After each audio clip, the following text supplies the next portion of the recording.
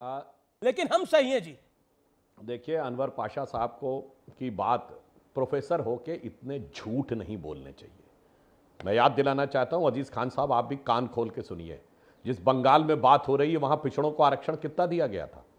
मंडल commission की recommendation अगर सबसे अंत में किसी राज्य ने लागू की है तो वो था बंगाल। पिछड़ों को आरक्षण दिया गया 7%। अभी भाषण दे रहे हैं आके। दूसरी बात कहता हूं, आपने कहा जज की बात, तो रंगनाथ मिश्रा कमीशन की रिपोर्ट की बात कहते हैं। रंगनाथ मिश्रा कमीशन जज थे, जस्टिस रंगनाथ। उसके बाद राज्यसभा सांसद रहे कांग्रेस के, उसके बाद वो उन्होंने कमीशन की रिपोर्ट दी है। तो कहिए कांग्रेस नेता रंगनाथ मिश्रा जी की रिपोर्ट, अगर सच बोलना है। और पाशा साहब, इतना खुलेआम झूठ नहीं बोलना चाहिए। मंडल, डेट के साथ बोल रहा हूं, मंडल कमीशन की रिपोर्ट आई 7 अगस्त 1990। 15 अगस्त 1990 को वीपी सिंह करना चाहते थे, मगर देवीलाल की रैली थी 9 अगस्त 1990 को, इसलिए दिया गया। उस समय शरद यादव जी ने अपनी अब स्वयं लिखा है किताब में, खुद लिखा है कि मेरे कहने पे वीपी सिंह ने दिया, चूंकि देवीलाल की रैली के बाद जनता दल टूट जाता और उस समय तक देवीलाल जी की कम्युनिटी ओबीसी में नहीं आती थी, इसलिए जनता दल के अंदर लोग देवीलाल की तरफ ना जाएं, इसलिए किया।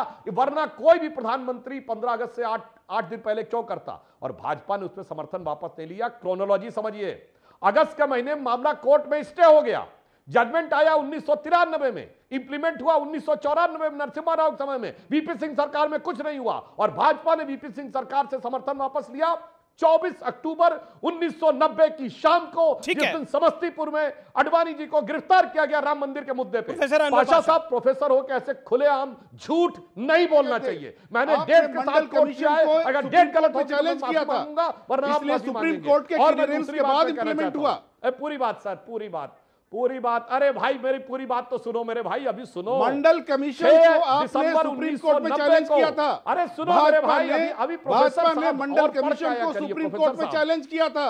उस चैलेंज के कारण मेरे भाई कोर्ट ने जब उस पर जजमेंट 6 दिसंबर 1990 को हुआ, राजीव गांधी ने फ्लोर ऑफ द हाउस पे भारत की पार्लियामेंट में मंडल कमीशन का विरोध करते हुए लंबा सा लेक्चर दिया और उन्होंने कहा कि ये मंडल कमीशन अंग्रेजों के जमाने के कम्युनल अवार्ड की तरह है। झूठ है, जैसे अंग्रेज हमको विभाजित करने के लिए राम से कम्युनल अवार्ड लाए थे, बोलने उसकी तरह। और राजीव गांधी का फेमस बयान है, डेट के साथ कोट कर रहा हूं, आपकी तरह आए बाय साय नहीं बोलता, 6 दिसंबर 1990। और राजीव गांधी ने कहा हम तो जात पात में विश्वास कौन गया था सुप्रीम कोर्ट? तो मंडल कमीशन को चैलेंज करने के लिए कौन सुप्रीम कोर्ट 10 साल तक मंडल की रिकमेंडेशन लागू नहीं होने दी, 1980 से लेकर 89 तक। काका कालेंकर कमेटी की रिपोर्ट आई 1953 में और वो 22 साल लागू नहीं हुई। और सुनिए, कान खोल के अभी मेरी बात सुन, पूरी होने दीजिए। 1957 में नेहरू जी ने सारे मुख्यमंत्रियों को पत्र लिखा कि वो सर्विसेज में रिजर्वेशन के खिलाफ है क्योंकि इससे क्वालिटी कंप्रोमाइज होती है। क्या बात करते हैं पाशा साहब, प्रोफेसर होके खुलेआम झूठ बोलते हैं आप। मैंने 1 दर्जन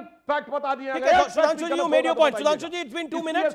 ओके, अनवर पाशा, आपका 1 मिनट है, अपनी बात को 1 मिनट में समापन करिए। Make your point professor Pasha.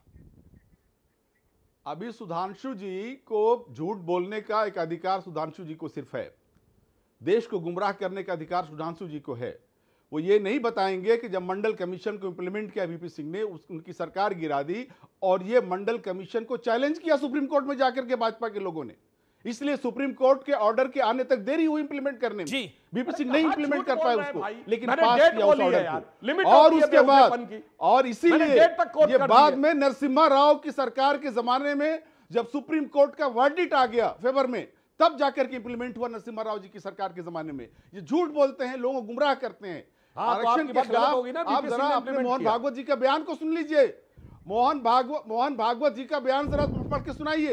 बार बार वो कहते रहे हैं कि समीक्षा होनी चाहिए, नई बात बोलिए। आरक्षण की समीक्षा क्या मतलब रखता है?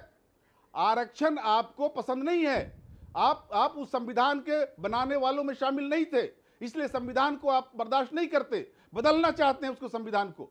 और आपको यह भी मालूम होगा, लेकिन जिन्होंने संविधान बनाया बाबा साहब भीमराव अंबेडकर, वो भी संविधान के वो भी आरक्षण के खिलाफ थे।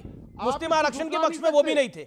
आप इसको मुस्लिम आरक्षण के पक्ष में वो भी नहीं थे। इसको झुठला नहीं सकते। कमीशन बनाया था, बाज़ाब्ता धार्मिक आरक्षण के पक्ष में वो भी नहीं थे। बिहारी वाजपेयी जी ने अपने जमाने में वो भी धार्मिक आरक्षण के पक्ष में नहीं थे अम्बेडकर साहब। अब मुझे विवेक जी को लेने दीजिए चर्चा के अंदर। एक सेकंड